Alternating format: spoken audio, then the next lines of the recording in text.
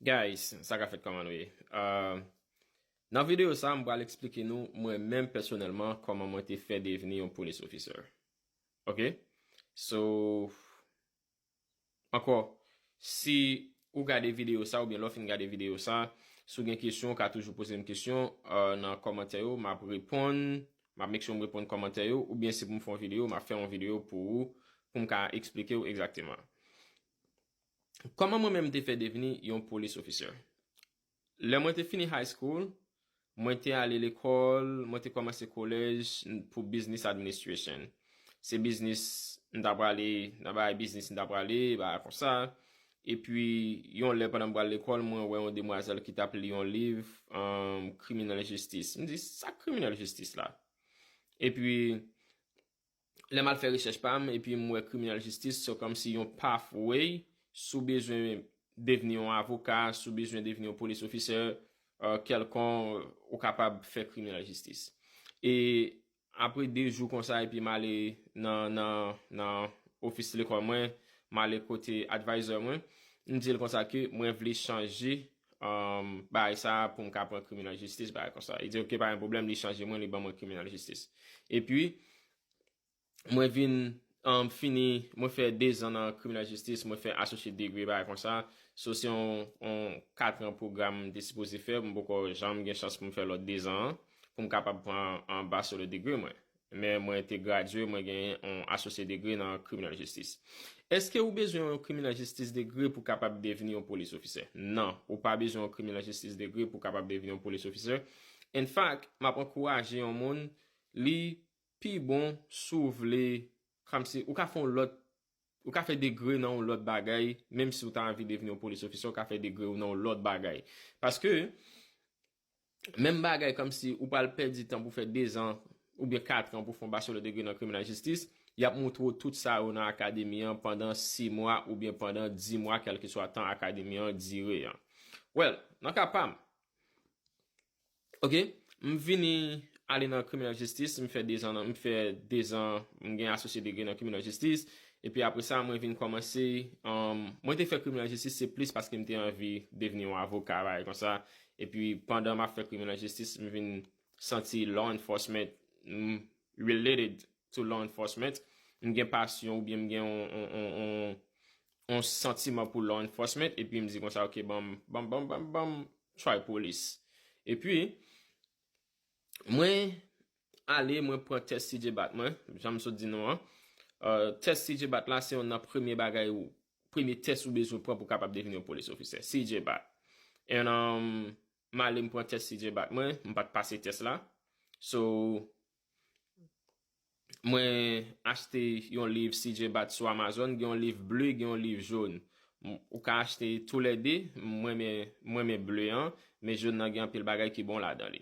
Et puis après ça moi préparer test CJ Bat moi l'aime fin préparer test CJ Bat moi et puis moi al prend li encore me passer test là so l'aime fin passer test là qu'on y a là moi appliquer dans moi aller prendre PAT test là physico test là me passer li et m'aller prendre swim test là dans Broward College, me passer swim test, me pas comment me faire passer swim test parce que me pas swim.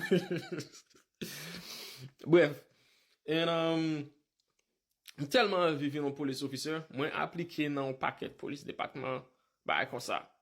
Je songe me te un police département dans Georgia qui était venu faire qui était venu comme si faire qui était besoin de monde dans Florida bah comme ça me te aller dans bah ça pas passer interview yo m'appliquer ensemble avec BSO pas passer interview BSO m'appliquer avec FHP Florida Highway Patrol pas passer psych test yo bah comme ça m'appliquer avec un paquet de police département dans Florida pas comme si for some reason gen qui relève gen que moi pas passer on bagay quelconque dans Boynton Beach pas passer examen entre yo bah comme ça bref finalement me vinn rester ensemble avec Miami-Dade Miami-Dade PD, c'était celle département comme si m'étais dans process ensemble avec yo, m'étais passé test physique, m'passé test polygraphe, m'passé test psych, m'd'abord faire médical ensemble avec yo.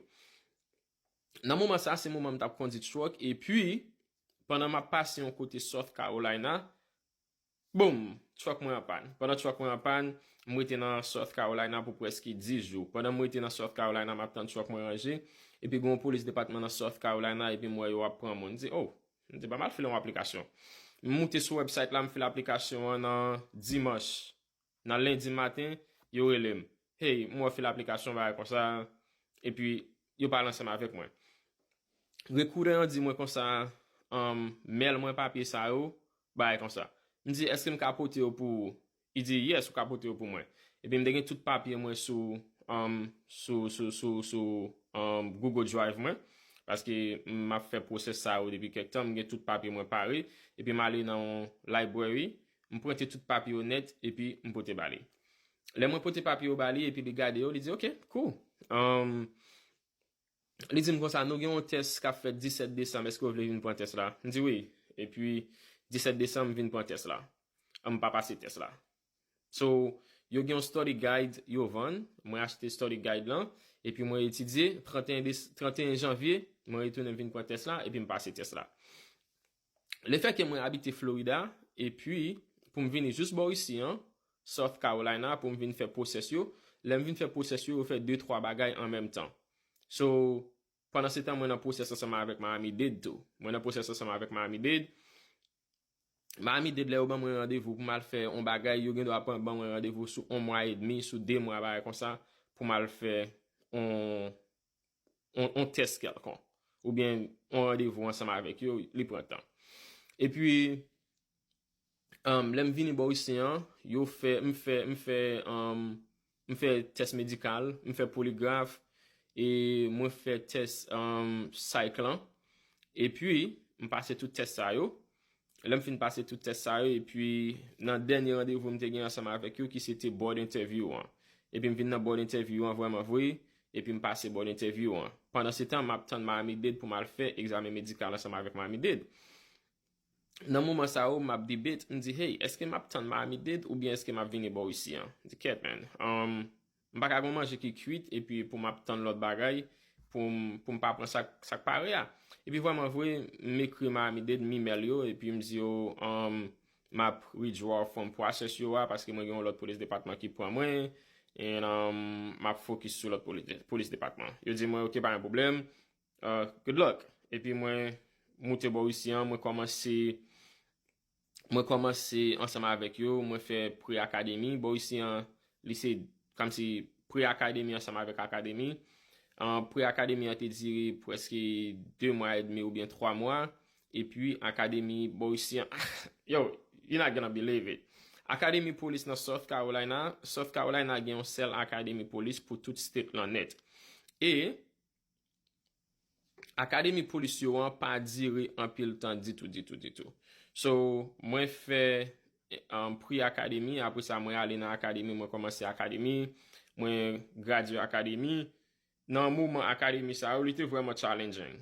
Ou suppose etidye, li vreman stresan, paske ou suppose etidye, se ou gen yon test ou pa pase, ya vou la kayo. Se ou pa pase yon test nan akademi, ya vou la kayo, so li te vreman stresan, e te vreman focus. Nan tet mwen mdi konsa ke mwen pap tounen la kayo mwen paske msi pose yon police officer. Kel ki swa jan le ou la e la postof fason msi pose yon police officer, mpa pou tounen la kayo mwen.